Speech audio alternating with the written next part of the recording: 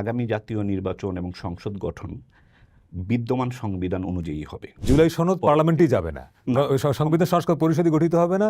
ওই যে 300 এমপি, অতীতের মতো 300 এমপি তারা সংসদ সদস্য হিসেবে দায়িত্ব পালন করবে। ফলে আমার মনে হয় এই উত্তর সবচেয়ে সোজা। এই সরকার তো অভ্যুত্থানের সরকার, ফলে অভ্যুত্থানের সরকার অভ্যুত্থানের সবচেয়ে বড় স্পিরিটেড একটা ডকুমেন্টের পক্ষে প্রচারণা চালাতে পারে। এতে কোনো দোষ ত্রুটি বা পক্ষপাতিত্বর অভিযোগ আনা, এটা সম্পূর্ণ প্রেক্ষাপটকে মিসইন্টারপ্রেট করা হবে। এবারে নির্বাচনে দুটো দিক, একটা দিক হচ্ছে গণভোট জুলাই সনদ দিয়ে, বিশেষ করে জুলাই ছাত্র নাগরিক অভ্যুত্থানের যে আকাঙ্ক্ষা, সেখানে রাষ্ট্র সংস্কার একটা বড় বিষয়। আর এই কারণেই গণভোটটি বিশেষ গুরুত্বপূর্ণ। নির্বাচনের আরেকটা দিক হচ্ছে ত্রয়োদশ জাতীয় সংসদ নির্বাচন, যেখানে জনগণ তার প্রতিনিধি নির্বাচন করবে। এই যে নির্বাচন এবং গণভোট, এই দুটি বিষয়ই এখন সবচেয়ে বেশি আলোচ্য গণমাধ্যমে। এবং যেহেতু এটি সবচেয়ে বেশি আলোচ্য এবং এটা নিয়ে নানা ধরনের তথ্য অপতথ্য, নানা ধরনের মন্তব্য পাওয়া যাচ্ছে, সেই বিষয়গুলো একটু পরিষ্কার করার জন্য আজ আমাদের সাথে দুজন অতিথি রয়েছেন। সেই বিষয়গুলো একটু জানবো তাদের কাছ থেকে। আমরা আলোচনা শুরু করব। আমাদের সাথে যুক্ত হচ্ছেন আইন ও সংবিধান বিশেষজ্ঞ জনাব আরিফ খান এবং একই সাথে যুক্ত হচ্ছেন সাংবাদিক ও কলামিস্ট জনাব আমিন আল রশিদ। আপনাদের দুজনকেই স্বাগত জানাচ্ছি। আলোচনা শুরু করব, তবে তার আগে আরেকটু বলে নিতে চাই, আমরা গণভোটের হ্যাঁ এবং না বিষয়টি আলাপ করতে গিয়ে জনপরিসরে থাকা একটি প্রশ্ন তুলতে চেয়েছি যে হ্যাঁ ভোট জিতে গেলে 6 মাস অনিশ্চয়তা থাকবে কিনা। যদিও আমাদের আর্টিকুলেশনের সমস্যার কারণে এমনটা মনে হয়েছে যে গণভোটে হ্যাঁ হলে অন্তর্বর্তী সরকার আরও 6 মাস থেকে যাবে, এটা আসলে ভুল। এখানে আমরা কোনো কিছুই মিসলিড করতে চাইনি।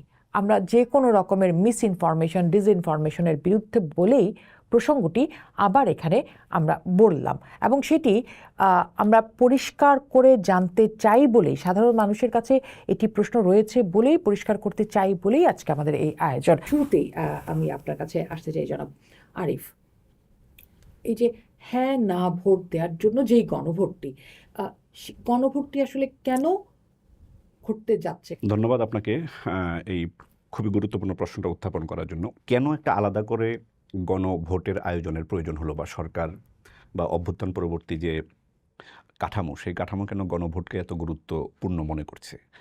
এই গুরুত্বপূর্ণ মনে করাটা আমি মনে করি যথার্থ। কারণ হলো অভ্যুত্থানের আকাঙ্ক্ষা এবং অভ্যুত্থানের স্বপ্ন, যেটা রাষ্ট্র সংস্কার হিসেবে সবচেয়ে বেশি আলোচিত, এই রাষ্ট্র সংস্কার প্রস্তাবের মধ্যে এমন কিছু গভীর, গুরুতর এবং তাৎপর্যপূর্ণ কিছু সাংবিধানিক পরিবর্তনের বিষয় জড়িত আছে, যেগুলো স্বাভাবিকভাবে বর্তমানে বিদ্যমান বা অতীতের 5 দশকের সাংবিধানিক কাঠামোর মধ্যে এগুলো ছিল না। ফলে এরকম গুরুতর এবং গভীর সাংবিধানিক পরিবর্তন, যেটা রাষ্ট্র কাঠামোর খুব গুরুত্বপূর্ণ পরিবর্তন ঘটাবে, এরকম কোনো পরিবর্তনের জন্য দেশের সকল স্তরের জনগণকে সম্পৃক্ত করার একটা প্রচেষ্টা, বৈধতা অর্জনের জন্য, এরকম বিপুল পরিবর্তনের বৈধতা অর্জনের জন্য দেশের সকল স্তরের জনগণকে সম্পৃক্ত করার একটা প্রচেষ্টা যুগে যুগে বিভিন্ন দেশের মধ্যে দেখা দিয়েছে। এবং ফলে এইবারের অন্তর্বর্তীকালীন সরকার বা অভ্যুত্থান পরবর্তী যে রাষ্ট্র কাঠামোর নেতৃত্ব যারা দিচ্ছেন, তারা যখন দেখছেন যে অভ্যুত্থানের আকাঙ্ক্ষা এবং অভিপ্রায় অনুযায়ী যদি আমরা রাষ্ট্রের মৌলিক সংস্কার সাধন করতে চাই, আসলে সংবিধানের মৌলিক সংস্কার করতে হবে। সংবিধানের মৌলিক সংস্কার মানে হলো রাষ্ট্র কাঠামোর মৌলিক সংস্কার। এরকম মৌলিক সংস্কার করার জন্য সকল নাগরিকের, এই অর্থে আসলে ভোটারের মতামত যাচাই, তাদের সমর্থন যাচাই করার জন্য আসলে গণভোটটা এত গুরুত্ব এবং এত কেন্দ্রীয় একটা প্রয়োজনীয়তা হিসেবে অনুভূত হয়েছে, এবং আমি মনে করি এই অনুভূত হওয়াটা খুবই যথার্থ এবং খুবই গুরুত্বপূর্ণ। গণভোটটা আসলে কতখানি সাধারণ মানুষের মতের প্রতিফলন ঘটাবে, সেই প্রশ্নে আমি আসবো, কাছে আসবো, কিন্তু তার আগে জনাব আরিফ, আমি আরেকটা জায়গায় একটু পরিষ্কার হই। আমরা দেখেছি যে বেশ কিছুদিন আগে একটি দৈনিক পত্রিকায় গণভোটে হ্যাঁ পাশ করলে কি হবে, না পাশ করলে কি হবে শিরোনামে একটি কলামে শিক্ষক রাজনীতি বিশ্লেষক সালেউদ্দিন আহমেদ বলেছেন যে হ্যাঁ ভোট জিতে গেলে 6 মাস অনিশ্চয়তা থাকবে, নতুন সরকার কখন গঠিত হবে তা রোড ম্যাপে বলা হয়নি। আমরা দেখছি জামায়াত এবং জুলাই আন্দোলনকারীর যে দাবি, সেটা তারা তুলতে পারেন বলে জনাব সালেহ বলছেন, এবং সনদের ধারাগুলো শাসনতন্ত্রে যতদিন না গৃহীত হবে ততদিন ডক্টর ইউনূস সরকার ক্ষমতায় থাকবেন। জনপরিসরে এই প্রশ্ন ঘুরছে, এই জায়গাটার একটা পরিষ্কার ব্যাখ্যা আপনার কাছ থেকে জানতে চাই। আসলে গণভোট বা জাতীয় নির্বাচন সামনে, আসলে এই দুইটাকে আলাদা করার কোনো উপায় নেই, যেহেতু একই দিনে একই সময়ে অনুষ্ঠিত হবে। আগামী জাতীয় সংসদ নির্বাচন এবং গণভোটের পরবর্তীতে কি কি ঘটবে এই নিয়ে আসলে অনুমান করার কোনো সুযোগ নাই। অনুমান ছাড়াই খুব স্পষ্টভাবে দালিলিকভাবে এবং ডকুমেন্ট ভিত্তিতেই বলা সম্ভব কি কি ঘটবে, কারণ কোনো কিছুই অনিশ্চয়তা আকারে হাজির নেই, সব কিছুই সুনির্দিষ্ট আইন এবং নীতির ভিত্তিতে ঘটছে। তো আইন এবং নীতি বলতে আমি কি আসলে বোঝাতে চাচ্ছি সেটা হলো, আগামী জাতীয় নির্বাচন অতীতের যে কোনো জাতীয় নির্বাচনের মতোই একটা নির্বাচন ক্যারেক্টারের দিক থেকে, এক নম্বর। দ্বিতীয়ত, আগামী জাতীয় নির্বাচন এবং সংসদ গঠন বিদ্যমান সংবিধান অনুযায়ী হবে, এবং বিদ্যমান সংবিধান অনুযায়ী অতীতেও সংসদ গঠিত হয়েছে, জাতীয় নির্বাচন হয়েছে, 91 সালে হয়েছে, 96 সালে হয়েছে, 2001 সালে হয়েছে। তখন যেভাবে হয়েছে জাতীয় নির্বাচনের পরপরই রাষ্ট্রপতি আহ্বান করেন সরকার গঠনের জন্য। এই যে জাতীয় নির্বাচন ফলাফল প্রকাশ, রাষ্ট্রপতি আহ্বান করবেন সংখ্যাগরিষ্ঠ দলের নেতাকে সরকার গঠনের জন্য, এই কাঠামো তো সংবিধানের ভিত্তিতে বানানো কাঠামো, এবং সেই কাঠামোর কোনো পরিবর্তন হয়নি, কারণ সংবিধান পরিবর্তন হয়নি, সংবিধান হিসেবেই বহাল আছে। তাহলে আগামী জাতীয় সংসদ নির্বাচন, যেটা 12 ফেব্রুয়ারি 2026 হবে, এরপরে কখন সরকার গঠন হবে, কিভাবে হবে, এই নিয়ে ন্যূনতম কোনো অস্পষ্টতা, কোনো অনিশ্চয়তা অসম্ভব আইন এবং সাংবিধানিক দৃষ্টিতে। বাস্তবে অনেক দুর্ঘটনা ঘটতে পারে, এবং সেটা আমার পক্ষেও কেন, কোনো মনীষীর পক্ষে বলা সম্ভব না যে দুর্ঘটনা ঘটলে কি হবে। আমি সেটা বলছি না, না, দুর্ঘটনা বলতে আমি অন্য দুর্ঘটনা, কোনো জাতীয় দুর্যোগ, কোনো যুদ্ধ, কোনো, সেটা বলছি। এছাড়া সাধারণভাবে আগামী জাতীয় সংসদ নির্বাচন, এরপরে সরকার গঠন, এটা সম্পূর্ণরূপে সংবিধানে বর্ণিত উপায়ে, পদ্ধতিতে এবং সময়ে এটা হবে। এবং সময়টা কখন আমি আপনাকে সুস্পষ্টভাবে বলি, সংবিধানের 72-এর যে 2 নম্বর দফা আছে, 72 নম্বর অনুচ্ছেদের অধীনে 2 নম্বর দফায় খুব স্পষ্ট, আমি একদম পড়ে শোনাই, কারণ এগুলো নিয়ে আসলে সংবিধান, আইন, এগুলো সম্পর্কে আসলে কোনো অনুমানের ঢিলছুড়া জাতির জন্য এবং সমাজের জন্য খুবই ক্ষতিকর, এটা উচিত না। 72-এর 2 নম্বর অনুচ্ছেদ সংবিধানে বলছে, এই অনুচ্ছেদের 1 দফার বিধানাবলী সত্ত্বেও সংসদ সদস্যদের যে কোনো সাধারণ নির্বাচনের ফলাফল ঘোষিত হইবার 30 দিনের মধ্যে বৈঠক অনুষ্ঠানের জন্য সংসদ আহ্বান করা হইবে। ফলাফল ঘোষণার পর 30 দিনের মধ্যে বৈঠক আহ্বান করা এবং সংসদ গঠিত হয়ে সংসদ চালু হওয়া সাংবিধানিক বাধ্যবাধকতা, এর কোনো ব্যত্যয় হওয়ার উপায় নেই, এর বাইরে যাওয়ার কোনো উপায় নেই। এবং এই 30 দিনের মধ্যে সংসদের বৈঠক আহ্বান করবেন রাষ্ট্রপতি, এর আগে সরকার গঠিত হবে, এবং সরকার গঠিত হওয়ার পদ্ধতি খুবই সুস্পষ্ট এবং এর আগেও হয়েছে। তাহলে প্রশ্ন কেন উঠছে যে একটা অনিশ্চয়তা দেখা দিবে? আমি এখানে কোনো প্রশ্ন দেখছি না, কোনো অনিশ্চয়তাও দেখছি না। কনফিউশনটা কোথায় হচ্ছে? কনফিউশনটা হচ্ছে এই কারণে যে গণভোট এবং জাতীয় নির্বাচন একই দিনে হবে, এবং আরিফ ভাই যেটা রেফার করলেন যে 30 দিনের মধ্যে সংসদ শুরু হয়েছে, এবারের সংসদটা ডিফারেন্ট অন্যবারের চেয়ে, কারণ এবারের সংসদটা যদি জয়যুক্ত হয়, তাহলে এই সংসদটা সংবিধান সংস্কার পরিষদ হিসেবে কাজ করবে। এইখানে কারো কারো মনে সংশয় তৈরি হতে পারে, এই যে সংসদটা একই সঙ্গে গণপরিষদ বা সংবিধান সংস্কার পরিষদ হিসেবে কাজ করবে, সরকারের যে দৈনন্দিন কাজ, নির্বাহী বিভাগ, তারা কি করবে? এখানে একটু পেছনে যান। 1971 সালে মহান মুক্তিযুদ্ধের পরে, বাংলাদেশ স্বাধীন হওয়ার পরে, যখন আমাদের নতুন রাষ্ট্রের জন্য সংবিধান রচনা করবার প্রয়োজন হলো, তখন একটা গণপরিষদ হয়েছিল। সেই গণপরিষদের সদস্য কারা হয়েছিলেন? 70-এর নির্বাচনে যারা জয়ী হয়েছিলেন, তারা নিজেদেরকে গণপরিষদ ঘোষণা করে 72-এ আমাদের সংবিধানটা রচনা করলেন। ওই যে 72-এর 10ই এপ্রিল থেকে 4 নভেম্বর পর্যন্ত এই যে সময়কাল, ওই সময়কালকে দেশে সরকার চলে নাই, মন্ত্রী ছিল না, রাষ্ট্র চলেছে। একই সঙ্গে ওই 9 মাসে তারা কিন্তু সংবিধানটাও রচনা করেছেন। ওইটা ছিল গণপরিষদ। এখন গণপরিষদ এইবারে আপনি খেয়াল করবেন যে অভ্যুত্থানের পরে বারবার, বিশেষ করে এনসিপির তরফ থেকে দাবি জানানো হচ্ছিল যে আগামী নির্বাচনটা হবে গণপরিষদ নির্বাচন, নট জাতীয় সংসদ নির্বাচন। তাদের দাবি ছিল যে এই গণপরিষদ নির্বাচন হলে সংবিধানে তারা যেভাবে চায় সেভাবে সংস্কার করে, খোল নলচে পাল্টে দিয়ে নতুন সংবিধান রচনা করে তারপরে পার্লামেন্ট ইলেকশন হবে। সরকার একটা মাঝামাঝি সিদ্ধান্ত এসছে যে তারা গণপরিষদ নির্বাচনও দেয় নাই, আবার একেবারে শুধুই পার্লামেন্ট ইলেকশন তাও না। তারা এখন, সরকার যেটা সিদ্ধান্ত নিল যে ইলেকশন হবে, পার্লামেন্ট ইলেকশন, একই সঙ্গে গণভোট হওয়ার পরে ওই সংসদটাই একই সঙ্গে রোল প্লে করবে এক ধরনের গণপরিষদ, কিন্তু তার নাম দিল সংবিধান সংস্কার পরিষদ। আমরা একটু ধরেন 2010-এ আপনি যান, সংবিধানের 15 সংশোধনী যখন হয়, তখন কি হয়েছিল বাংলাদেশে? সংবিধান মানে সংশোধন কি করে হবে, আপনি সংবিধানের একটা কমাও যদি চেঞ্জ করতে চান সেখানে সংসদের 2/3 মেজরিটি লাগে। এটা কিন্তু আপনি অধ্যাদেশ দিয়ে পারেন না বা একটা আইন দিয়ে সংবিধান পাল্টাতে পারেন না। তাহলে 2010 সালে যখন সংবিধান সংশোধনে বিশেষ কমিটি হয়েছিল, আপনি খেয়াল করেন সৈয়দা সাজেদা চৌধুরীকে প্রধান করে 15 সদস্যের কমিটি, তো সেটা ছিল বিশেষ কমিটি। ওইটা এক ধরনের গণপরিষদ বা এক ধরনের সংবিধান সংস্কার পরিষদ, কিন্তু নামটা ছিল ডিফারেন্ট।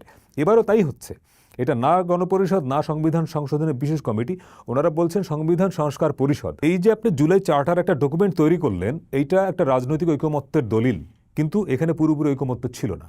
এখানে অনেকগুলো দলের নোট অফ ডিসেন্ট ছিল, এবং স্পেসিফিকভাবে যদি বলি বিএনপি একটা বড় পার্ট, বড় স্টেক হোল্ডার। এই জুলাই চার্টারের অনেক পয়েন্টে বিএনপির দ্বিমত আছে, নোট অফ ডিসেন্ট আছে। আর একটু মানে সহজ হয়ে আপনি কঠিন কঠিন জায়গা নিয়ে গেলেন, আমি নিজেই এমনি কম বুঝি।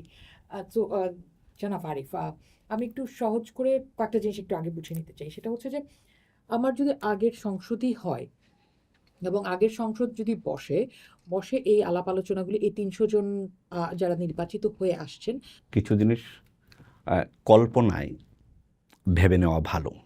আমরা যে সংসদ দেখি না লাইভ টেলিভিশন প্রচারে, ওই সংসদটাই সাথে অন্য একটা নাম যুক্ত হবে। এটা কোনো আলাদা জায়গায় বসবে না, আলাদাভাবে বসবে না, আলাদা টেবিল চেয়ারও থাকবে না। সংসদটা গঠিত হওয়ার পরে, আমরা অতীতে যে সংসদ দেখেছি ঠিক এভাবে গঠিত হওয়ার পরে একটা সুনির্দিষ্ট সময় পর্যন্ত এর ডুয়াল ফাংশন করবে। ঠিক আছে, যেমন আমরা মোবাইলে ফোনে কথাও বলি যেটা টেলিফোনের কাজ করে, আবার গানও শুনি যেটা রেডিওর কাজ করে। ডুয়াল ফাংশন থাকতে পারে না যে কোনো জিনিসের। আগামী জাতীয় সংসদ একটা নির্দিষ্ট সময় সংসদের মতো সংসদও কাজ করবে, একই সংসদ সদস্যরা আবার গণপরিষদ হিসেবে কাজ করবে, শুধু সংবিধানের সংশোধনগুলোকে দেখার জন্য, যেটা জুলাই জাতীয় সনদে বলা আছে।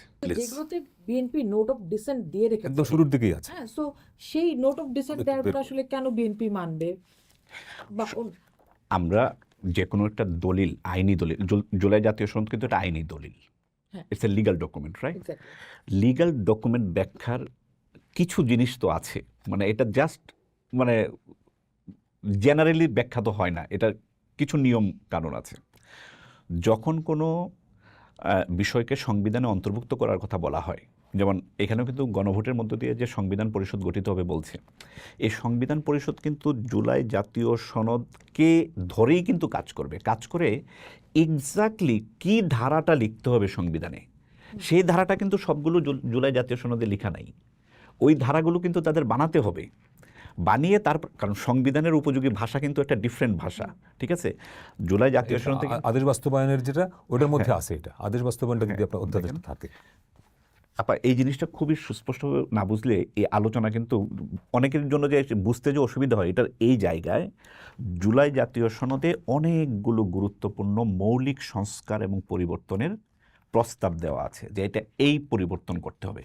কিন্তু ওই পরিবর্তনটা করলে সংবিধানের ভাষায় ধারাটার চেহারা কেমন হবে, এটা কিন্তু সব জুলাই জাতীয় সনদে লেখা নাই, এবং এটা নিয়ে আমি দেখেছি খুব আলোচনা হয় না। যেমন কোনো ব্যক্তি 2 বারের বেশি প্রধানমন্ত্রী হতে পারবেন না, এই যে কথাটা, এটা প্রস্তাব আকারে জুলাই জাতীয় সনদে আছে। কিন্তু সংবিধানে যখন আপনি একটা জিনিস সংশোধন করে একটা ধারা আপনি যুক্ত করেন, এটা কিন্তু একটা ল্যাঙ্গুয়েজ দরকার হয়। এই ল্যাঙ্গুয়েজটা একটু ডিফারেন্ট, এটা এক্সপার্ট যারা তারা এটা তৈরি করে তারপরে এটাকে ভেটিং করে যুক্ত করা হয়। ওই কাজগুলো তো বাকি আছে, ওই কাজগুলো কিন্তু ওই পরিষদে হবে। এই যে এই সময় সরকার গঠন হয়ে গেল, আমার প্রধানমন্ত্রী হয়ে গেলেন, আমার ক্যাবিনেট হয়ে যাবে ততদিনে, তাহলে আমাদের এই 300 জন আসলে 300 জনের মধ্যে এই কজন দেশ পরিচালনায় থাকবে? না, সংসদ সদস্যরা কিন্তু সরকার পরিচালনা করে না। আমাদের সংবিধানে 3টা গুরুত্বপূর্ণ বিভাগ আছে, এই 3টা বিভাগের 3টা কাজ। চতুর্থ বিভাগ, যার নাম নির্বাহী বিভাগ, এটা হলো সরকার, এটা কিন্তু সংসদ না আমাদের। এবং এটা আমাদের সংবিধানে যে এই জিনিসটা এইভাবে বর্ণনা আছে, এটা খুব আচানক বা অদ্ভুত না, পৃথিবীর অন্যান্য দেশেও তাই, আমেরিকাতেও তাই, ইংল্যান্ডে তাও, ফ্রান্সে তাও, ইন্ডিয়াতেও তাই। চতুর্থ ভাগে আছে নির্বাহী বিভাগ, যেটা সরকার, যারা সরকার চালায়। এই অর্থে সরকার যারা চালায় তারা দেশ চালায়, এবং এটা ক্যাবিনেট। শেষ। পঞ্চম ভাগে আছে সংবিধানে আইন বিভাগ, এটা সংসদ, এটা সরকার না। কিন্তু আমরা একটা গুরুত্বপূর্ণ একটা মডেল নিয়েছি ইংল্যান্ড থেকে, যে বাংলাদেশের সরকার ব্যবস্থা এবং রাষ্ট্র ব্যবস্থায় যারা ক্যাবিনেটের সদস্য তারা আবার জাতীয় সংসদ সদস্য, কিন্তু দুইটা কিন্তু সম্পূর্ণ ভিন্ন জিনিস। ফলে সরকার পরিচালনা করবে অতীতের যে কোনো মানে নির্বাচনের পরে যেভাবে সরকার গঠিত হয় তারাই সরকার পরিচালনা করবে, তারাই সরকার গঠন করবে, তারাই দেশ চালাতে থাকবে। কিন্তু আবার যখনই সংসদের অধিবেশন ডাকা হবে সাথে সাথে ওই ব্যক্তিরা এবার যে সংসদের অধিবেশনে বসবে, সংসদের অধিবেশনে বসার সাথে সাথে সংসদের মেয়াদ শুরুর প্রথম 180 দিন এই সংসদ যখনই বসবে ও দুইটা টুপি পরে বসবে, ডাবল হেডিং বলে ইংরেজিতে, ও জাতীয় সংসদ, সংবিধান সংস্কার পরিষদ, এবং এতে কোনো অসুবিধা নেই। আচ্ছা, তাহলে এই যে আমাদের সংসদ দ্বিকক্ষ বিশিষ্ট হবে, সেটা তো আসলে সেই 6 মাসের মধ্যে আমাদের একটা মানে আমি মনে করি যে কনফিউশনটা তৈরির একটা বড় কারণ এই যে আগে গণভোট, মানে নর্মালি কি হয় যে সাংবিধানিক কোনো প্রশ্ন থাকলে আগে সংসদে অনুমোদন হতে হয়, তারপরে গণভোটে যায়, যে জনগণের কাছে ছেড়ে দেয় যে সংসদে এটা অনুমোদন করেছে আপনি একমত কিনা। কিন্তু এবার হচ্ছে উল্টো, যে আগে গণভোট করে আপনি পার্লামেন্টে পাঠাচ্ছেন। এই কারণে অনেকের মনে সন্দেহ তৈরি হচ্ছে যে তাহলে সরকার তো সিদ্ধান্ত নিয়েছেই, এবং সরকার যেভাবে হ্যায়ের পক্ষে প্রচার চালাচ্ছে তার মানে সরকার গণভোটের ফলাফলটা রেডি করে রেখেছে। তো গণভোটের ফলাফল যদি রেডি করা থাকে, হ্যাঁ জয়যুক্ত হয়, তারপরে আপনি পার্লামেন্টে পাঠাচ্ছেন এই ডকুমেন্টটা, অর্থাৎ গণভোট আগে এরপরে পার্লামেন্ট, এটা উল্টা হচ্ছে এবার। এই জন্য কারো কারো মনে সন্দেহ তৈরি হচ্ছে যে এখানে ইন্টেনশনটা কি আসলে। আমি আরিফের কাছে ওইটা জানতে চাই যে আগে গণভোট তারপরে পার্লামেন্ট, এইটা একাডেমিক্যালি ঠিক কিনা। এটা খুবই ঠিক এবং ইন্টেনশনটা খারাপ না। এখানে বিষয় হলো যে রাজনীতি, রাষ্ট্র পরিচালনা, রাষ্ট্র নির্মাণ, সংবিধান সংশোধন, এর কোনো কিছুর কোনো অরিজিনাল দলিল নাই যে ওই ব্লু বুকে যা লেখা আছে আমাকেও তাই করতে হবে, এরকম কোনো কিছু নাই। প্রত্যেকটা রাষ্ট্র, প্রত্যেকটা সরকার, প্রত্যেকটা সময়, প্রত্যেকটা জেনারেশন তাদের মতো করে, নিজেদের মতো করে কিন্তু অনেক কিছুকে রিডিজাইন করতে পারে। আগে গণভোট করছে, জাতীয় সংসদ বিদ্যমান নেই, এগুলো কখনোই কোনো গুরুতর ত্রুটির বিষয় না। প্রশ্ন হলো বর্তমান সরকার যেভাবে পুরো জিনিসটাকে সাজিয়েছে এর আইনানুগ ধারাবাহিকতাটা ঠিক আছে কিনা। আমি মনে করি এটা খুবই ঠিক আছে আইনানুগ ধারাবাহিকতার দিক থেকে। দ্বিতীয়ত, এটা আমার মনে হয় খুবই একটা মানে অনুচিত একটা সমালোচনা হবে যে আগে থেকেই ফলাফল নির্ধারিত করে যাচ্ছে, তাহলে গণপরিষদে কী হবে বা সংস্কার পরিষদে কী হবে। আমার মনে হয় এই জিনিসটা এইভাবে সমালোচনা করলে আমরা প্রেক্ষাপটকে আসলে ভুল বুঝব। বাংলাদেশ জুলাই আগস্টে একটা অভ্যুত্থান হয়েছে 2024-এ, এবং এখনকার গণভোট, সংস্কার পরিষদ গঠন বা গণপরিষদ গঠন, সামনে জাতীয় নির্বাচন, এগুলো সব কিছুরই কিন্তু একটা অভ্যুত্থানের প্রেক্ষাপট আছে, আমরা এটা যেন ভুলে না যাই। অভ্যুত্থানের প্রেক্ষাপটের কারণেই আমরা কিছু বড় সিদ্ধান্ত গ্রহণ করেছি, এর মধ্যে সংবিধান সংস্কার, এটা একটা বড় সিদ্ধান্ত। এই বড় সিদ্ধান্তটা কেন আমরা শুধু সরকারের কাঁধে মানে করে দিচ্ছি যে এটা সরকার কেন এটার প্রচারণা চালাবে।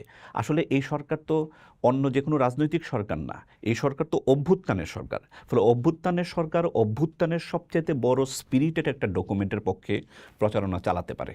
এতে কোনো দোষ, ত্রুটি বা পক্ষপাতিত্বর অভিযোগ আনা, এটা সম্পূর্ণ প্রেক্ষাপটকে মিসইন্টারপ্রেট করা হবে। ফলে সরকার যে প্রচারণা চালাচ্ছে, এই প্রচারণা চালানোর ব্যাপারে সরকারের পক্ষপাতিত্ব বা বায়াসনেসের কোনো কারণ না। আরে যদি তাই হয় তাহলে ব্যালট পেপারে হা না দুইটা রাখার দরকার। আমি শেষের দিকে শুধু হা থাকুক। না না দরকার আছে। এখানে আমরা কেন সরকার এবং জনগণকে এক করে দিচ্ছি? সরকার এবং জনগণ তো এক না। বর্তমানে অভ্যুত্থানের যে সরকার একটা রাষ্ট্রীয় এন্টিটি যে রাষ্ট্র পরিচালনা করছে, কিন্তু জনগণ, আমার ভোটার তো 12 কোটির উপরে, তারা তো সরকার না। তাদের কাছে সরকার একটা প্রস্তাব রাখছে যে আমি মনে করি, এবং আমরা এটা করার এই প্রস্তাবটাও আমরা অনেকগুলো জোট এবং রাজনৈতিক দলের সঙ্গে আলোচনা করেছি। আলোচনা করার পরও আমাদের মনে হয়েছে শুধু আমরা যথেষ্ট না, আমরা আপনারা যারা মানে আছেন, প্রাপ্তবয়স্ক ভোটার আছেন, আমরা আপনাদের কাছ থেকে জিনিসটা আলোচনা করে আপনাদের রেটিফিকেশন নিতে চাই। এটা তো সরকারের বিশাল উদারতা এবং সত্যতা প্রমাণ করে, এবং এটা নির্ধারিত ফল না। কেন বলা হচ্ছে এটা নির্ধারিত ফল? যদি নির্ধারিত ফল হতো তাহলে সরকার যে ঝুঁকি নিচ্ছে, আমি গণভোটে দিচ্ছি যেখানে হা না কোনো দিকে রেজাল্ট যেতে পারে, ফলে এটা কখনোই নির্ধারিত ফল না। একটা জিনিস আমি যেটা বুঝেছি যে রাজনৈতিক এই সময় যদি আপনি 3টা বড় বা 4টা বড় যদি ফোর্স বলেন, বিএনপি, জামায়াত, এনসিপি, ইসলামী আন্দোলন বাংলাদেশ, 4টা বড় দল যদি ধরেন, এনসিপি, ইন্টারেস্টিং আলোচনা এটা হতে পারে যে এনসিপি ছিল জুলাই সনদের সবচেয়ে বড় দাবিদার, তারা এখন পর্যন্ত এই সনদে সাইনই করে নাই। তো তারা কেন স্বাক্ষর করলো না, এই ব্যাখ্যাটা তাদের দেওয়া উচিত। আমি ঠিক জানি না তারা কি মনে করছে না জিতে গেলে সাইন করবে না, হ্যাঁ জিতে গেলে সাইন করবে, আমি ঠিক জানি না। তো এই এক। আর 2, বিএনপি কেন গণভোটের পক্ষেও বলছে না, বিপক্ষেও বলছে না? এটার কারণ এই হতে পারে যে আপনি বলছেন যে বিপক্ষে প্রচার চালাচ্ছে না, কিন্তু পক্ষেও বলছে না। জুলাই সনদ যখন হয় তখন তার অনেকগুলো নোট অফ ডিসেন্ট দিয়েছিল। সেই তাদের মূল কনসার্ন জাতীয় নির্বাচন। জাতীয় নির্বাচন হওয়ার পরে যেই গণপরিষদ বা সংবিধান সংস্কার পরিষদ হবে, সেই পরিষদে কি হবে না হবে সেইটা তো ওই পার্লামেন্ট ডিসাইড করবে। কিন্তু আলোচনাটা অন্য জায়গায়, যে যেই ডকুমেন্টটা তৈরি হলো এক ধরনের অনৈক্যের মধ্যে দিয়ে। জুলাই সনদ যেটা আমাদের কাছে এখন ডকুমেন্ট, এইটা তো সমস্ত রাজনৈতিকগুলো একমত পোষণ করে নাই। সিপিবি সহ কয়েকটা বামপন্থী দল দ্বারা এটাকে সম্পূর্ণ সাইনই করে নাই। আবার বিএনপি নোট অফ ডিসেন্ট দিয়েছে। তাহলে নোট অফ ডিসেন্ট সহ একটা দলিল যেটা আপনি পাশ করতে চাচ্ছেন পার্লামেন্টে, চ্যালেঞ্জটা ওইখানে যে যদি ওইখানে 2/3 মেজরিটি পক্ষে না বলে এই সনদের পক্ষে, ধরেন আপনি হ্যাঁ জয়যুক্ত হলো, হ্যাঁ জয়যুক্ত হওয়ার পরে এটাকে তো সংসদে পাশ করতে হবে, তো সংবিধান সংস্কার পরিষদে। সংবিধান সংস্কার পরিষদে 2/3 মেজরিটি যদি ওটার পক্ষে হ্যাঁ না বলে তাহলে তো পাশ হচ্ছে না। তো ওইখানে গিয়ে মূল চ্যালেঞ্জটা হবে যে বিএনপি যেহেতু এই যে ডকুমেন্টটা তৈরি হলো তার নোট অফ ডিসেন্ট আছে, সে একমত না সব পয়েন্টে, ওই কারণে সে হয়তো চুপ থাকার নীতি নিয়েছে। তারা হয়তো জাতীয় নির্বাচনকে প্রায়োরিটি দিচ্ছে, গণভোটটা তার হয়তো প্রায়োরিটি লিস্টের মধ্যে নাই। এখন ভেতরে ভেতরে সে কি প্রচার করছে, তার দলের নেতাদের সমর্থকদের, তারা কি ভালো পয়েন্ট নিয়ে আসছেন। সেটা হচ্ছে যে ধরে নিলাম হ্যাঁ জিতলো, পার্টি এক্স হ্যাঁ জিতলো, সংসদ বসলো, আমরা গণভোটের মানে কি বলে সংবিধান সংস্কার নিয়ে আলোচনাও শুরু করলাম, মানে কর্মকাণ্ডও শুরু করলাম, কিন্তু এখানে তো মতামতের বিষয় আছে। সেক্ষেত্রে বিএনপি ধরে নিলাম যে সংখ্যাগরিষ্ঠ দল হিসেবে সে সংসদে গেল, তখন যদি সে একমত না হয় তাহলে কি জটিলতা হতে পারে? আচ্ছা, এখানে এগেইন কোনো কিছু পূর্ব নির্ধারিত না, প্রস্তাবিত, পূর্ব প্রস্তাবিত। যেমন জুলাই জাতীয় সনদ কিন্তু প্রস্তাবিত, এবং গণভোটের উদ্দেশ্য হলো জুলাই জাতীয় সনদ নামে আমরা যে দলিল বানিয়েছি এই দলিল আমরা গণপরিষদে উত্থাপন করব কিনা, এই প্রশ্নই তো আমাদের গণভোট। গণভোট হলো, জুলাই জাতীয় সনদ নিয়ে কাজ শুরু হলো। আমরা যেটা বললাম যে 30 দিনের মধ্যে পার্লামেন্টের অধিবেশন ডাকার বাধ্যবাধকতা আছে, কাজ শুরু হলো, শুরু হলো।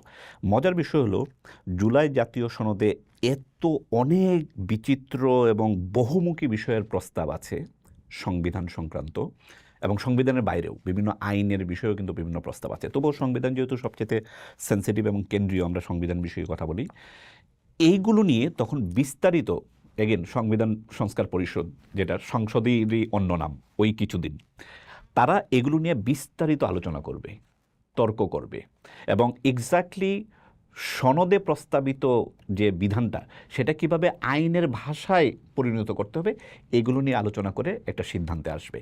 এই সিদ্ধান্তে যদি ঐক্যমত্য না হয়, বলা হচ্ছে ঐক্যমত্যের বিষয়ে আমাদের যে আইন করা হয়েছে, আদেশ, যেটা জুলাই জাতীয় সনদ সংবিধান সংস্কার বাস্তবায়ন আদেশ 2025 কিন্তু বলা হয়েছে যে জুলাই জাতীয় সনদ সংক্রান্ত যে কোনো সংশোধনী সংসদের সংখ্যাগরিষ্ঠ সদস্যদের ভোটের মাধ্যমে গৃহীত হবে।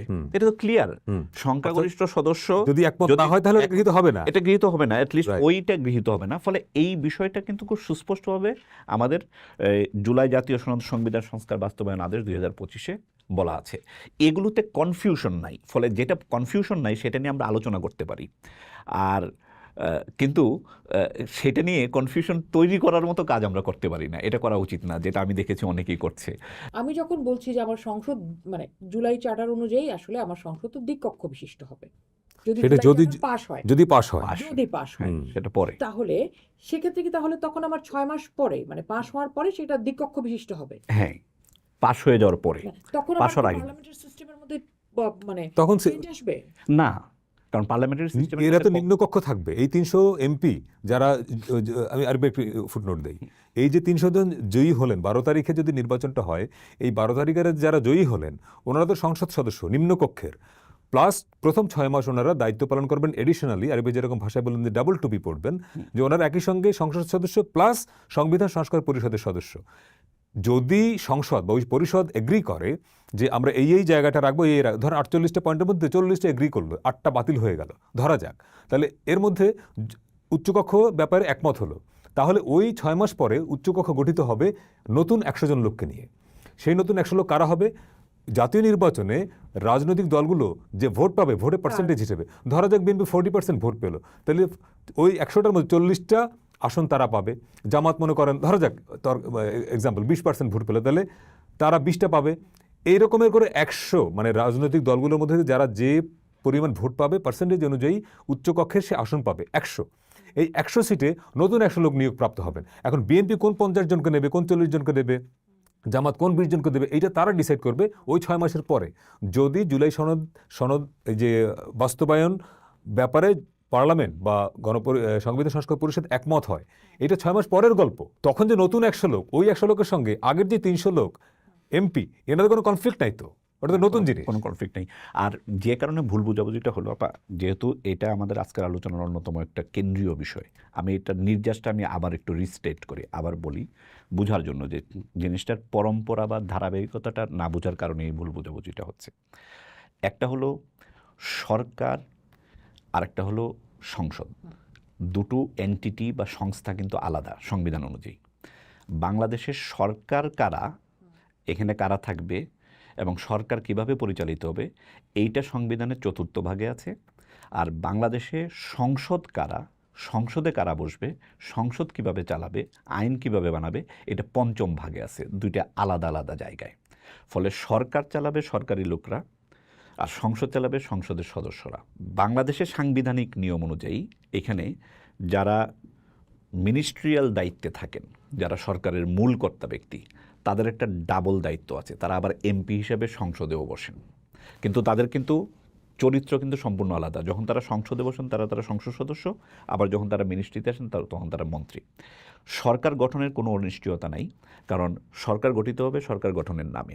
তখন অ্যাডমিনিস্ট্রেশন চালাবে সরকার, পুলিশের দায়িত্বে থাকবে পুলিশ, স্বরাষ্ট্র মন্ত্রণালয়ের দায়িত্বে যিনি মন্ত্রীর দায়িত্ব পাবেন তিনি স্বরাষ্ট্র মন্ত্রণালয় এবং আইন শৃঙ্খলা দেখবেন। ফলে অতীতের যে কোনো সরকার গঠনের মতোই সরকার গঠিত হবে এবং দেশ সরকারের অধীনে বা সরকারের পরিচালনায় ঠিক আগের মতোই চলতে থাকবে। সংসদ যেটা আলাদা, সরকারের সাথে যার কোনো ধরনের কোনো মেশামেশি নাই, একদম সম্পূর্ণ ভিন্ন আলাদা একটা সত্তা সংসদ আলাদাভাবে বসে তারা সংবিধান সংস্কারের জন্য জুলাই জাতীয় সনদের আলোকে বিভিন্ন প্রস্তাব নিয়ে আলোচনা করবে। আলোচনার মধ্য দিয়ে তারা যেগুলোতে ঐক্যমত্য পোষণ করবে তারা সেগুলোকে সংবিধানে অন্তর্ভুক্ত করার জন্য ব্যবস্থা করবে।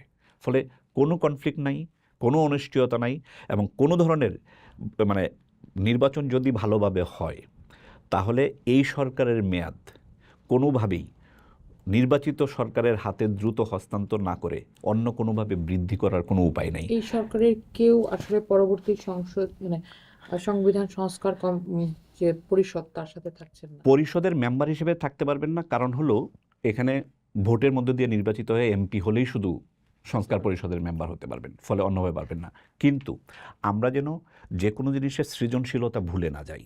যেমন সংবিধান সংস্কার পরিষদ ওরফে জাতীয় সংসদ, যেটা আগামী নির্বাচনের পরে এর দ্বৈত চরিত্র নিয়ে বিদ্যমান থাকবে 180 দিন, ওই সার্বভৌম জাতীয় সংসদ যদি মনে করে, জাতীয় সংসদ তো কাজ করে একটা প্রসেসের মধ্যে দিয়ে, আপনারা জানেন জাতীয় সংসদ সিদ্ধান্ত গ্রহণ করে রেজলিউশনের মধ্যে দিয়ে। সংসদীয় কমিটিটাই না, না আলাদা জিনিস। এগেইন কনফিউজ না করি, ওইরকম কিছু একটা কি এনাদেরকে আমি আসতেছি।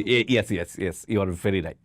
জাতীয় সংসদ যদি একটা সিদ্ধান্ত প্রস্তাব গ্রহণ করে, একটা রেজলিউশন গ্রহণ করে যে এই জুলাই জাতীয় সনদের আলোকে এবং গণভোটের আলোকে আমাদের কাঁধে যে বিশাল জাতীয় দায়িত্ব দেওয়া হয়েছে, এটা আরও সুচারুরূপে আরও সুন্দরভাবে পরিচালনা এবং কাজ করার জন্য আমরা একটা স্পেশাল কমিটি গঠন করে দিচ্ছি, আপনি যেটা বললেন, সেই কমিটি যেন দ্রুত সব কিছু ঠিকঠাক করে আমাদের সামনে আমাদের অধিবেশন উত্থাপন করে।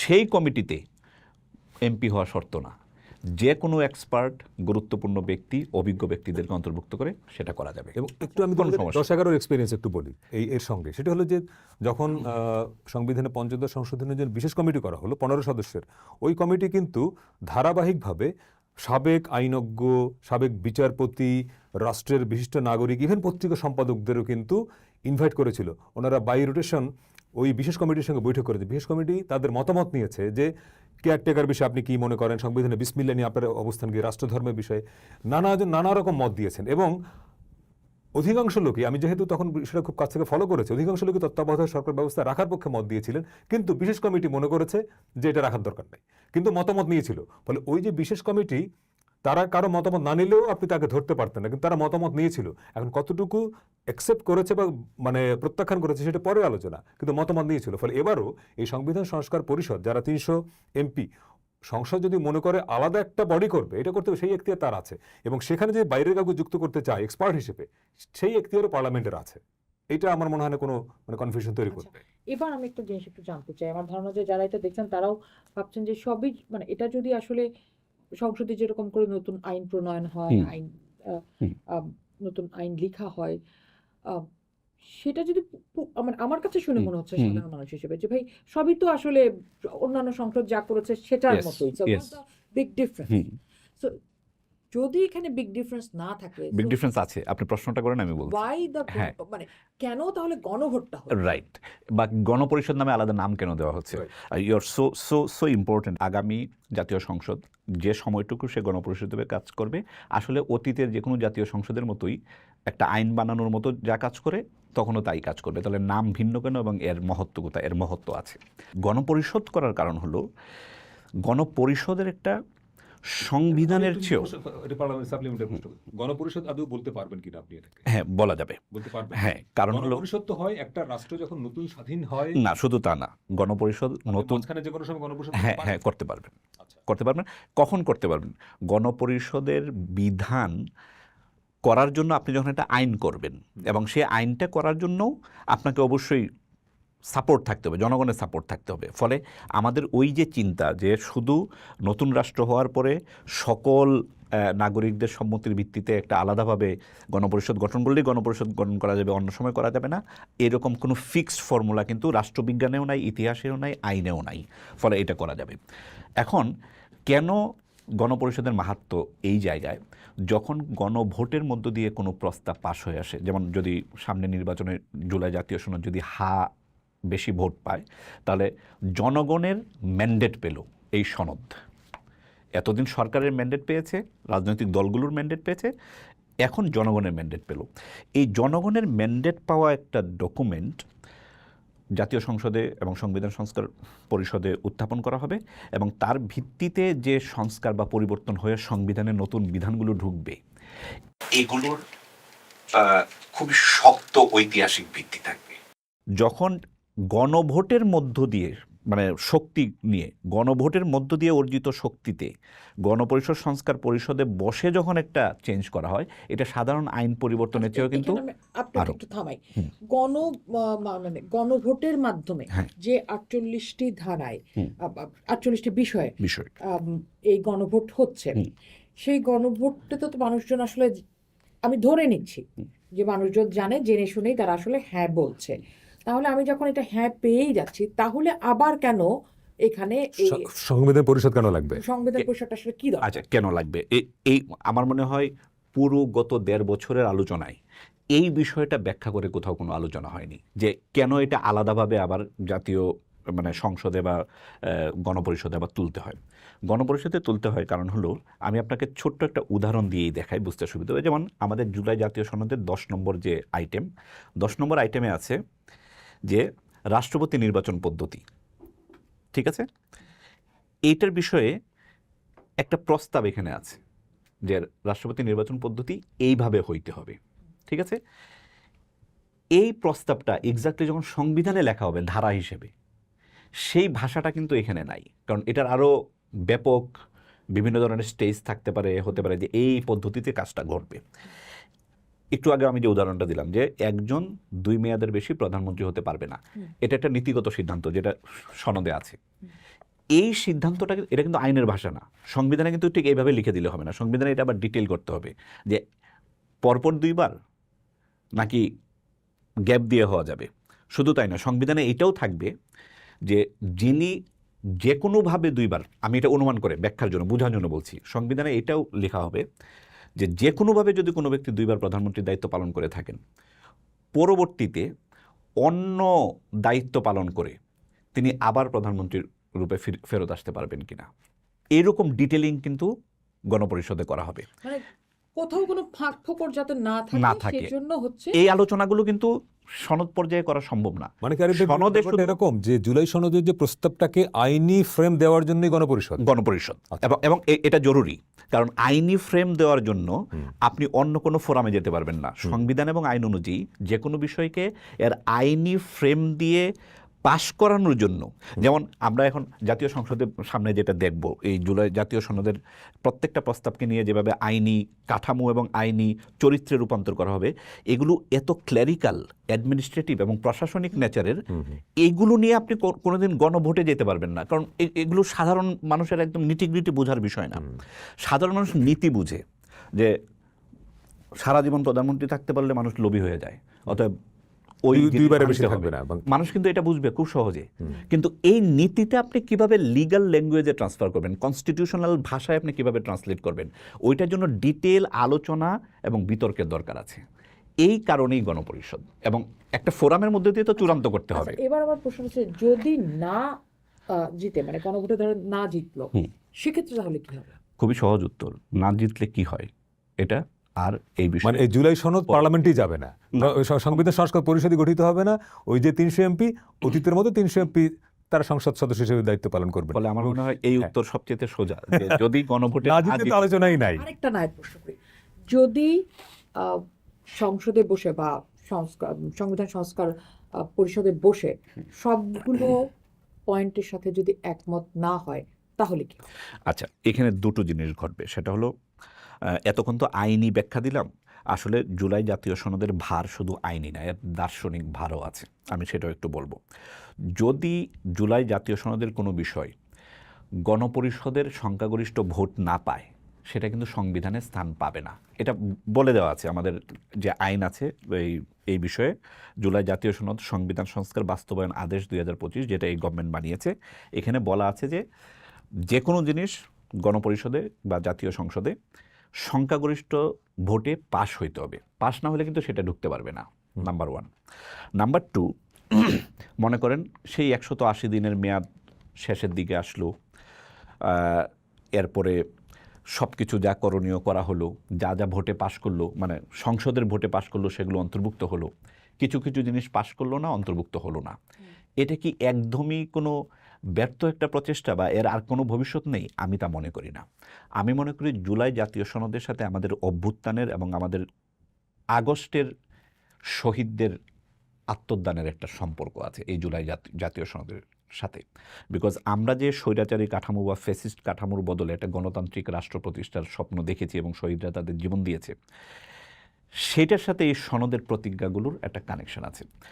যদি কোনোটা এই সংসদে বা গণপরিষদে কোনো ধারা পুরোপুরি যদি সংখ্যাগরিষ্ঠ ভোটে যদি গ্রহণ নাও হয়, এটা ভবিষ্যতে একটা ছায়া ফেলে যাবে।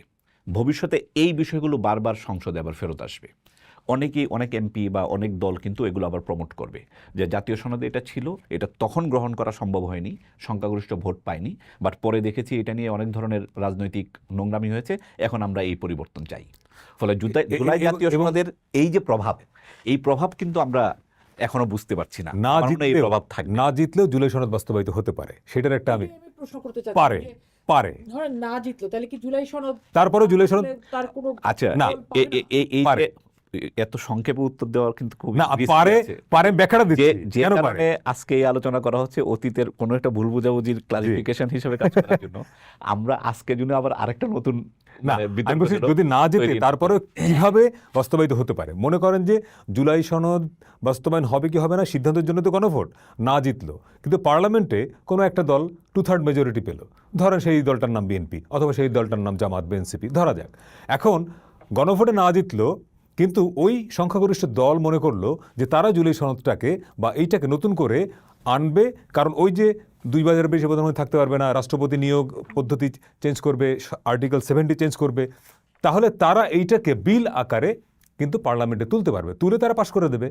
ফলে গণভোটে হ্যাঁ জিতলেই এটা হয়ে যাবে, আর না জিতলে এটা হবে না। এটা পুরোটা ডিপেন্ড করে, ধরে নিচ্ছি জামাত বা এনসিপি মেজরিটি পেয়ে গেল সেখানে, আপনি যে বলছেন যে জুলাই সনদ যদি না ভোটও পায়, তাও এটা ওই সংসদ চাইলে বিল আকারে নিয়ে আসতে পারবে। যে সংসদ চাইলে সেটা বিল আকারে আনতে পারে। আমি ধরে নিচ্ছি জামাত বা এনসিপি মেজরিটি পেয়ে গিয়েছে, তারা এটাকে বিল আকারে আনতে চায়, কিন্তু এখানে যেহেতু বিএনপির নোট অফ ডিসেন্ট দেয়া আছে অনেকগুলো পয়েন্টে, সেক্ষেত্রে আসলে কি এই বিল আনার কোনো মূল্য থাকছে বা এই পুরোটা ডিপেন্ড করে তো আপনার আরিফ ভাই উত্তর দেবেন নিশ্চয়ই, আমি যে এক লাইনে বলি, পুরোটা ডিপেন্ড করে যে ওই সংসদ কি সিদ্ধান্ত নিচ্ছে।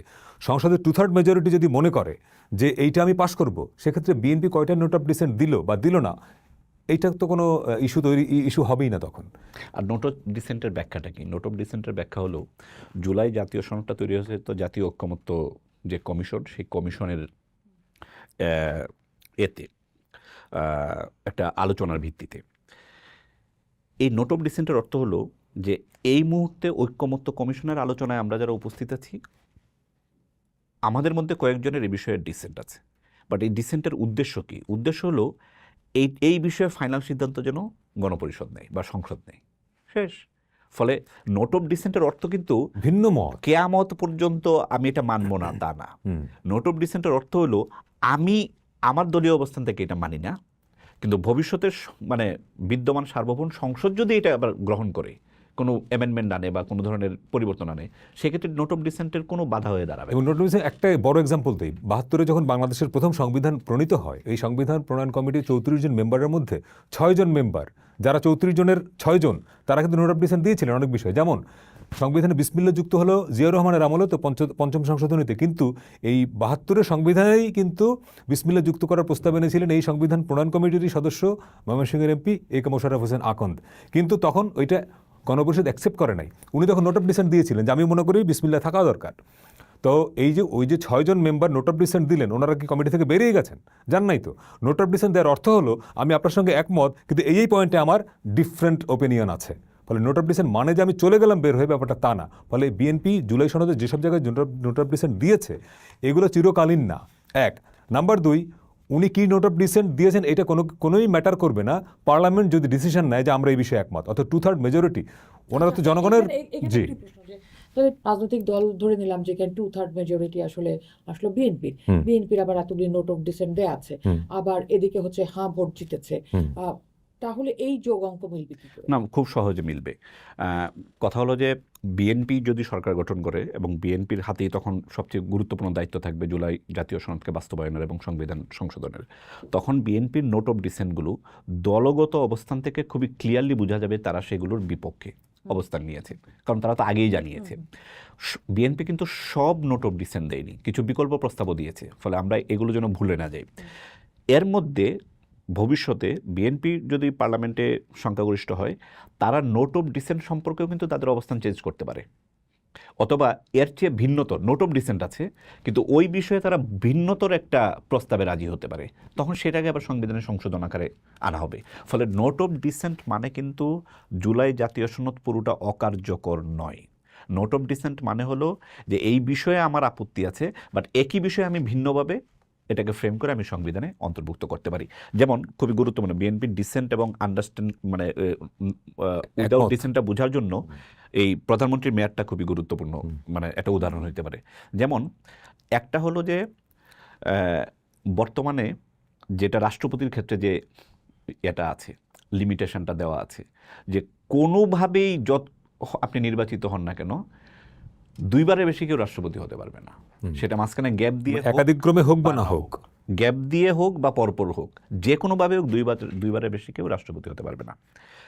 এখন বিএনপির এটাতে মনে করেন নোট অফ ডিসেন্ট আছে, প্রধানমন্ত্রী মানে কিন্তু রাষ্ট্রপতির বিষয়টা অলরেডি বর্তমান সংবিধানে আছে, রাষ্ট্রপতির ব্যাপারে অলরেডি আছে, প্রধানমন্ত্রীর ব্যাপারে নাই। প্রধানমন্ত্রীর ব্যাপারেই আনার জন্য আমরা বলছি। এখন বিএনপি হয়তো বলতে পারে যে না, এই এমন করা হোক, এই একটা লিমিটেশন থাকুক, কিন্তু কেউ পরপর 2বার হতে পারবে না বা 3বার, 2বারের বেশি হতে পারবে না, এরকম করা হোক, যাতে করে ইচ্ছে করলে একজন 2বারের পরে গ্যাপ দিয়ে 3য় বা 4র্থবার যেন আবার প্রধানমন্ত্রী হতে পারে। ফলে হলো কি, মানে জুলাই সনদের প্রস্তাবিত একটা জিনিস ঠিকই সংবিধানে গৃহীত হলো, বাট একটা ভিন্ন ফরম্যাটে গৃহীত হলো নোট অফ ডিসেন্ট থাকার কারণে। ফলে এরকমভাবে কিন্তু যে দলেরই যে বিষয়ে নোট অফ ডিসেন্ট আছে, সেই নোট অফ ডিসেন্টের দুটো ব্যাখ্যা হতে পারে। একটা হলো অ্যাবসোলুটলি এটা গ্রহণ না করা, ফলে এটা সংবিধানের স্থানই পাবে না। আর একটা হলো আমার নোট অফ ডিসেন্ট আছে, কারণ যেভাবে প্রস্তাব করা হয়েছে আমি সেইভাবে রাজি না, বাট এর ভিন্ন উপায়ে, ভিন্ন পদ্ধতিতে, একটা ভিন্ন ফরম্যাটে আবার আমি রাজি, তখন সেটা অন্তর্ভুক্ত হতে পারে। এবং এটা খুবই স্বাস্থ্যকর একটা প্রসেস, কারণ আইন, বিচার, সংবিধান এর সব কিছুই আলটিমেটলি জনগণের সম্মতির ভিত্তিতে হওয়া উচিত। জনগণের সম্মতি কি সেটা জনপ্রতিনিধিরা নির্ধারিত এবার করবে। একটু অন্য আলাপে আসে, আমার ধারণা আমি শুধু এটার সাথে একমত হবেন। এই যে জনগণের সম্মতিতে করবেন, জনগণ কি জানে, আচ্ছা। জনগণকে কি জানানো হচ্ছে, কি বলেন? মানে এবার ধরেন 4টা প্রশ্নে গণভোট হচ্ছে, 4টা প্রশ্নই খুব কঠিন প্রশ্ন, খুব লেম্যান সাধারণ মানুষ তার পক্ষে এই প্রশ্ন বুঝে হ্যাঁ না দেয়া খুব কঠিন আমার কাছে মনে হয়েছে। এবং বাংলাদেশের বিগত যে 3টা গণভোট হয়েছে সেই গণভোটের এক্সপেরিয়েন্স তো আসলে ভালো না হচ্ছে এই অর্থে যে সেই গণভোটগুলো হয়েছিল যে সামরিক শাসকরা ক্ষমতা এসছেন, ওনাদের ক্ষমতা বৈধ করবার জন্য প্রথম 2টি গণভোট হয়, আর পরের 3rd গণভোটটা হয়েছিল সেটায় সবাই হ্যাঁ দিত যে সংসদীয় গণতন্ত্রে ফেরার জন্য। কিন্তু এবারের গণভোটের প্রশ্নটা 4টা প্রশ্ন পড়ার পরে আপনি একটা হ্যাঁ বলবেন, একটা না বলবেন। এই প্রশ্নগুলো কয়টা লোক বুঝে হ্যাঁ বলবে, কয়টা লোক বুঝে না বলবে, এই নিয়ে আমার সংশয় আছে। এখন একটা বিরাট অংশের মানুষই হয়তো না বুঝে হ্যাঁ দেবে, না বুঝে না দেবে। একটা বিরাট অংশের লোক তার পার্টির স্ট্যান্ডকে ক্যারি করবে। ধরেন বিএনপি গোপনে গোপনে বলে দিল নাই দিও, অথবা বলে দিল হ্যাঁ দিও, তো ওরা হয়তো হ্যাঁ বলবে, হ্যাঁ দিবে, না দিবে। তো এইবারে গণভোটের প্রশ্নের যে ফ্রেমিংটাই আমার কাছে মনে হয়েছে একটু জটিল, যে 4টা প্রশ্ন দিয়ে একটা হ্যাঁ একটা না।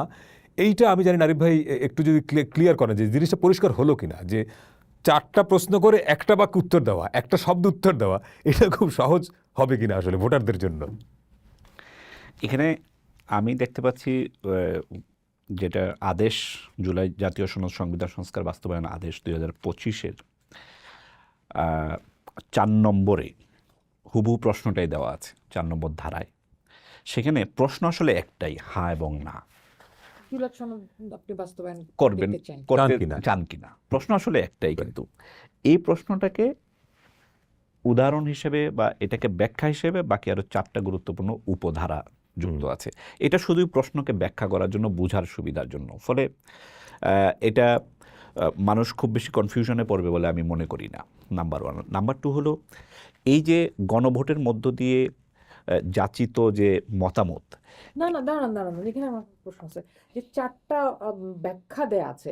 এখন ব্যাখ্যা 1-এর সাথে আমি একমত, কিন্তু ব্যাখ্যা 2-এর সাথে আমি একমত না, তাহলে আমি কি করব? প্রশ্নগুলোর কাছাকাছি না, ওই ব্যাখ্যাটা প্রশ্ন না, ব্যাখ্যাটা হলো মূল প্রশ্নকে না, ওই প্রশ্ন। আরিফের পয়েন্ট হলো যে প্রশ্ন হলো একটা, 4 নম্বরটা হলো প্রশ্ন, প্রথম 3টা হচ্ছে প্রশ্নের আগে ভূমিকা, যে এই অতএব আপনি কি মনে করেন, তাই তো? প্রথমটা হচ্ছে কি স্পেসিফিক দেখেই বলতে পারেন। আচ্ছা, আমি বলি প্রশ্নটা, দেখেন খুব সহজ প্রশ্ন। গণভোটে নিম্নরূপ প্রশ্ন উপস্থাপন করা হইবে। প্রশ্নটা 2.5 লাইনের। আপনি কি জুলাই জাতীয় সনদ সংবিধান সংস্কার বাস্তবায়ন আদেশ 2025 এবং জুলাই জাতীয় সনদে লিপিবদ্ধ, এই যে এই দলিলে লিপিবদ্ধ সংবিধান সংস্কার সম্পর্কিত নিম্নলিখিত প্রস্তাব সমূহের প্রতি আপনার সম্মতি জ্ঞাপন করিতেছেন? ব্র্যাকেটে হ্যাঁ না। ঠিক আছে, এই হানাতেই কিন্তু শেষ। নিম্নলিখিত প্রস্তাবগুলোর জুলাই জাতীয় সনদে যে অনেকগুলো 48টা আইটেম, বেশি, আরো বেশি, 48টা আইটেম মোটা দাগে, হ্যাঁ মোটা দাগে, এবং আরো অনেক 84টা টোটাল, টোটাল 84টা। ওইগুলোরই প্রতিনিধি স্থানীয় কিছু ব্যাখ্যামূলক কথা দেওয়া আছে। 1 নম্বরে মানে ওই 4 ব্যাখ্যার প্রথম ব্যাখ্যা, নির্বাচনকালীন তত্ত্বাবধায়ক সরকার, নির্বাচন কমিশন এবং অন্যান্য সাংবিধানিক, এই যে অন্যান্য সাংবিধানিক সবগুলোর নাম বলা হচ্ছে না, প্রতিষ্ঠান জুলাই সনদে বর্ণিত প্রক্রিয়ার আলোকে গঠন করা হইবে, একটা ব্যাখ্যা। দ্বিতীয়, আগামী জাতীয় সংসদ হইবে 2 কক্ষ বিশিষ্ট। জাতীয় সংসদ নির্বাচনে দলগুলোর প্রাপ্ত ভোটের অনুপাতে 100 সদস্য বিশিষ্ট একটি উচ্চ কক্ষ গঠিত হইবে এবং সংবিধান সংশোধন করিতে হলে উচ্চকক্ষের সংখ্যাগরিষ্ঠ সদস্যের অনুমোদনের দরকার হইবে। এটা দ্বিতীয় ব্যাখ্যামূলক সংযোজন। তৃতীয়, সংসদের নারী প্রতিনিধি বৃদ্ধি, বিরোধী দল হইতে ডেপুটি স্পিকার ও কয়েকটি সংসদীয় কমিটিতে সভাপতি নির্বাচন, প্রধানমন্ত্রীর মেয়াদ সীমিতকরণ, রাষ্ট্রপতির ক্ষমতা বৃদ্ধি, মৌলিক অধিকার, বিচার বিভাগের স্বাধীনতা, স্থানীয় সরকার সহ বিভিন্ন বিষয়ে যে 30টি প্রস্তাব জুলাই জাতীয় সনদে রাজনৈতিক দলগুলোর ঐক্যমত্য হইয়াছে, সেগুলো বাস্তবায়নে আগামী সংসদ নির্বাচনে বিজয়ী দলগুলো বাধ্য থাকিবে। তৃতীয় গুরুত্বপূর্ণ ব্যাখ্যা। চতুর্থ এবং সর্বশেষ, জুলাই জাতীয় সনদে বর্ণিত অপরাপর নাম নাই কিন্তু এখানে কোনগুলো, কারণ এটাই মূল দলিল, রাজনৈতিক দলগুলো প্রতিশ্রুতি অনুসারে বাস্তবায়ন করা হইবে। ফলে এগুলো কিন্তু প্রশ্ন না। আরে ভাই, প্রশ্নটা হলো এই যে 4টা, এই 4টা প্রশ্নের ইলাবোরেশন হলো এইটা। এখন 13 কোটি প্রায় ভোটার, 13 কোটি ভোটারের মধ্যে কয়টা লোক এটা জানে, এটা পড়ছে? আমি ওইটাই রাখেন আমার এইখানে একটার সাথে, যেমন আমি চাই না ভাই এইখানে নারী প্রতিনিধিত্ব বাড়ুক, অথবা আমি চাই না যে প্রধানমন্ত্রী 2 বারে বেশি দুইবারে বেশি, আমি চাই না। আমি চাই যে আমি যে কোনো দলের প্রধানকেই আমি লাগাতার ক্ষমতায় মানে প্রধান চেয়ারে দেখতে চাই। কারণ আমি আসলে ওই পয়েন্ট মানে উনি হ্যাঁ দেবে না দেবে এটা প্রশ্ন। এরকম কোনো মৌলিক বিষয়ে যদি কেউ তার বিপরীত অবস্থান জারি রাখতে চায় তাহলে তো একটা পয়েন্টের সাথে আমার মত মিলছে না, কিন্তু বাকিগুলির সাথে মত মিলছে। ওকে, এক্ষেত্রে সে তার নিজস্ব চয়েস বা স্বাধীন চিন্তা সে প্রয়োগ করবে। এর সমাধান তো আসলে পার্লামেন্ট, ধরেন ওইখানেই তো ডিসিশন হবে। কনফিউজিং না, মানে এটা নিয়ে কিন্তু প্রশ্ন উঠছে যে আমার 4টা পয়েন্টের মধ্যে ভাই আমি একটা না, আরিফ ভাই কিন্তু পরিষ্কার করছে। আমি কিন্তু আরিফ ভাইয়ের এই জায়গাটা আমি কনভিন্সড যে প্রশ্ন আসলে একটাই, প্রথমটাই প্রশ্ন।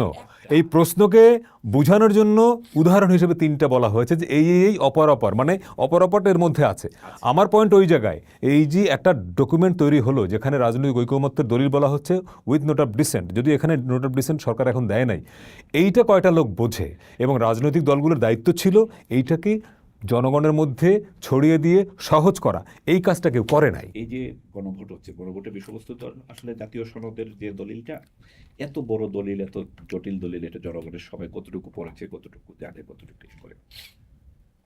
এখানে যে কোনো জিনিসকে ব্যাখ্যার 2টো উপায় আছে, একটা হলো আক্ষরিক উপায়, আর একটা হলো এর চেতনাগত উপায়।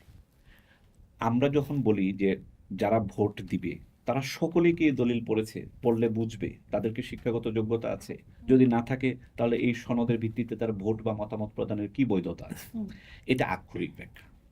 কোনো রাষ্ট্রীয় জাতীয় গুরুত্বপূর্ণ দলিল বিষয়ে এরকম আক্ষরিক ব্যাখ্যা দিয়ে কোনো জিনিসকে বোঝা যায় না। তাহলে আমাদের একমাত্র বিকল্প থাকে এই গণভোট কিভাবে সফল হবে এর চেতনাগত বা এর স্পিরিট বেসড ব্যাখ্যায় যাওয়া। স্পিরিট বেসড ব্যাখ্যা হলো জুলাই জাতীয় সনদে, যেহেতু এটা একটা রাষ্ট্রীয় দলিল, গুরুত্বপূর্ণ একটা আইনি দলিল, এর আইনি মর্যাদা আছে। এরকম দলিল আলটিমেটলি লিখিত আকারে উপস্থাপন করলে একটা জটিল হিসেবেই উপস্থাপিত হয়, কারণ বিষয়টা আইনি। কিন্তু এইখানে যা বিষয়গুলো আছে মোটা দাগে, এগুলো এই রাষ্ট্রের সুশাসনের পথে বাধা দূর করবে। এটা আমার রাষ্ট্রকে দায়িত্বশীল করতে বাধ্য করবে, সরকারগুলোকে আরো বেশি জবাবদিহিতার আওতায় আনবে, দুর্নীতিকে কমাবে, আমার বিরুদ্ধে অত্যাচার অনাচারকে হ্রাস করবে, আমার জীবন আরো সমৃদ্ধ হবে, আমার সন্তান এবং ভবিষ্যৎ বংশধররা আরো একটা উন্নততর সুন্দর সুশাসন নির্ভর রাষ্ট্র কাঠামোই বসবাসের সুযোগ পাবে। এই সংস্কারগুলো করলে, জুলাই সনদে যাই লেখা থাকুক না কেন, এইরকম একটা প্রতীতি, একটা বিশ্বাস, একটা যোগাযোগ, এটা কিন্তু জনগণের মধ্যে আছে, বা জনগণ এটুকু বুঝতে সক্ষম। মানে জনগণ এটুকু বুঝে না যে এই আলোচনার মধ্যে আমার মঙ্গল আছে, এইটা এইভাবে ব্যাখ্যা করে আমার মনে হয় জনগণকে খুব ছোট করে দেখা। ফলে জনগণ আমার মতো আইনজীবী না বলেই, সে জুলাই সনদের প্রত্যেকটা জিনিস খুঁটিনাটি বুঝে না বলেই সে গণভোটে হা উত্তর দিয়ে সে অন্ধের মতো আচরণ করছে, এই ব্যাখ্যাটা ঠিক না। জনগণ বুঝে জুলাই জাতীয় সনদে যা আছে এটা এই রাষ্ট্রের জনগণ এবং ভবিষ্যতের জন্য এক বিশাল সম্ভাবনাময় দ্বার উন্মোচন করবে, এবং সে যখন হা সিলটা দিবে সে আসলে এই সম্ভাবনার উপরে হা সিল দিবে। অনেক ধন্যবাদ আপনাদের দুজনকে। প্রত্যেক ভুলই হয়তো কোনো নতুনের জন্ম দেয় বা ভালোর জন্ম দেয়। আজকের আলাপটার পর আমার এরকম অনুভূতি হচ্ছে, বিভিন্ন ধরনের তথ্য ছড়ানো হচ্ছে, আমরাও না বুঝে, মানে আমরা সবসময় চেষ্টা করি কোনো ধরনের মিসইনফরমেশন, ডিসইনফরমেশন যেন না ছড়ায়। সহজভাবে বুঝতে পারলাম, অনেক ধন্যবাদ। আমি একটা ব্যতিক্রমী জিনিস আপনাকে এখানে বলে রাখি। এটা তো আমারও দেশ, আমি এই দেশে বসবাস করি, ফলে বর্তমানে কি চলছে, কি বিতর্ক, রাজনৈতিক পরিস্থিতি সব কিছু নিয়েই তো কোনো না কোনোভাবে আমরা অবগত থাকি। বাংলাদেশের একটা গণমাধ্যম, আমি আজকে প্রথম আসলাম আপনাদের এখানে, দি পোস্ট, রাইট?